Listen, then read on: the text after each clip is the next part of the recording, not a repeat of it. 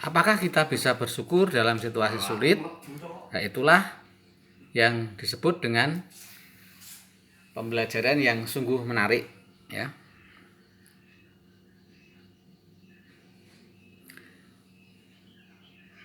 Sebagai manusia, kita itu seringkali menemukan berbagai macam kesulitan. Kesulitan itu bisa dalam bidang pekerjaan ataupun juga dalam bidang pelajaran. Kalau kamu mungkin sulit mengerjakan soal matematika, kadang-kadang juga sulit mengerjakan soal-soal bahasa Inggris dan sebagainya. Nah, kalau orang yang bekerja mungkin sulit mengenai hal penghasilan, pendapatan, gitu, hubungan dengan teman. Itu semuanya adalah kesulitan-kesulitan yang sering kita jumpai dalam kehidupan kita. Kemudian juga mungkin kesulitan ekonomi, tidak punya uang, padahal kebutuhan banyak, tidak bisa memenuhi apa yang kita inginkan, sementara teman-teman lain bisa, ya. Kesulitan ekonomi. Dan juga mungkin kesulitan pergaulan dengan teman. Ada banyak teman yang tidak suka pada kita, membenci kita, menyudutkan kita, memfitnah, ya. Jadi harapan-harapan kita tentang teman itu menjadi kandas, itu kesulitan. Nah, kesulitan-kesulitan itu mungkin juga kita rasakan, namun sebenarnya tidak begitu besar. Banyak orang-orang yang lebih sulit dari kita.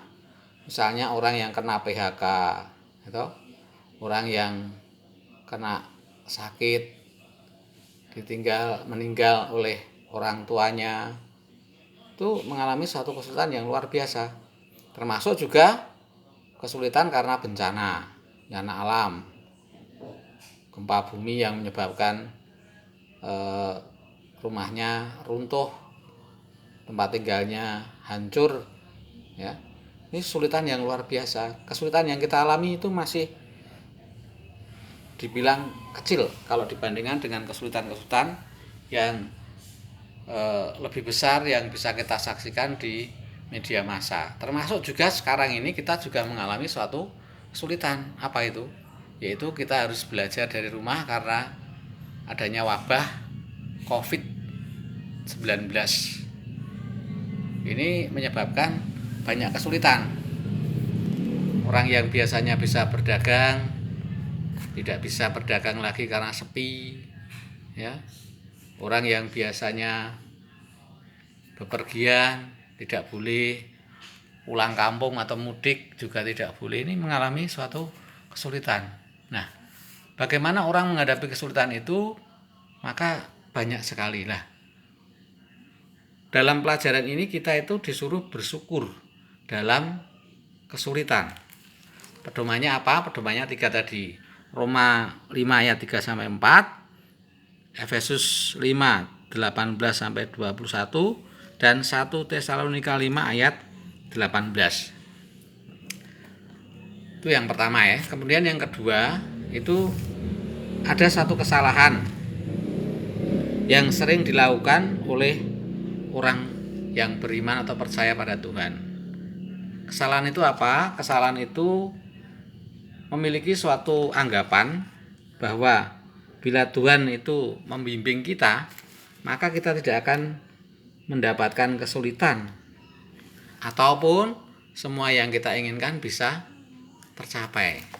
Nah, ini kesalahan yang biasa. Menjadi pengikut Tuhan Yesus itu tidak pernah lepas dari kesulitan, tidak pernah lepas dari masalah, tidak pernah lepas dari kekecewaan, karena itu adalah hakikat dari keberadaan setiap manusia, ya.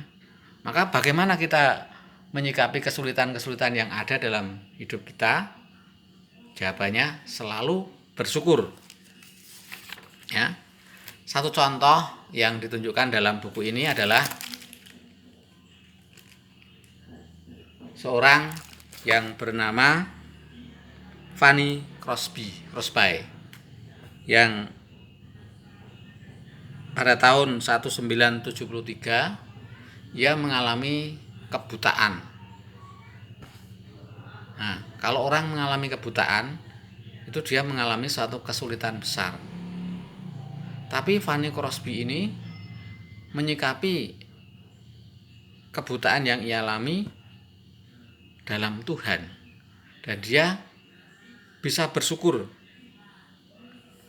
Sebuah lagu yang ia karang itu berjudul Ku Berbahagia, yang ditulis dalam Kidung Jemaat nomor 392. Aslinya lagu itu dalam bahasa Inggris disebut Blessed Assurance.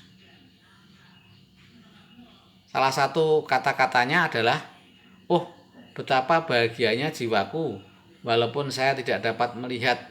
Saya memutuskan untuk merasa bahagia dalam kehidupan di dunia ini. Betapa banyaknya berkat yang saya nikmati, yang justru tidak dimiliki oleh orang lain. Menangis dan mengeluh, saya tidak dapat dan tidak akan melakukan hal itu." Salah satu kutipan, dan ternyata dia justru produktif sekali dan berhasil membuat 8.000 lagu yang ia ciptakan. Ini Fanny Crosby. Apakah kita sebagai pengikut Kristus, sebagai orang-orang Kristen juga bisa melakukan hal ini? Kalau kita mengalami kesulitan dalam hal pelajaran yang begitu banyak tugas, bagaimana sikap kita? Apakah kita mengeluh? Apakah kita menghindar? Apakah kita putus asa, menyerah? Nah, jadi dari kesulitan-kesulitan itu dalam pelajaran ini kita disuruh untuk senantiasa bersyukur. Karena apa? Karena di dalam kesulitan itu Tuhan mempunyai rencana lain, mempunyai rencana yang sangat besar. Apabila kita bisa menerima kesulitan itu, tidak lari darinya, tidak putus asa, dan tetap berpegang pada Tuhan, pasti Tuhan akan membuka jalan. Paulus itu contoh yang paling bagus. Meskipun dia di penjara, tapi dia tetap tegar menghadapi kematian. Dia siap, bahkan dia mengatakan, "Telah tersedia mahkota kehidupan bagiku." Dia sadar bahwa sebentar lagi dia akan mengalami kematian. Tuhan Yesus sendiri yang kita imani sebagai Tuhan tahu bagaimana jalan penderitaan dan kesulitan yang ia alami untuk mewartakan kerajaan Allah. Tapi dia tidak putus asa. Dia tegang teguh pada kehendak Bapa, dan pada akhirnya Allah membangkitkan dia pada hari yang ketiga.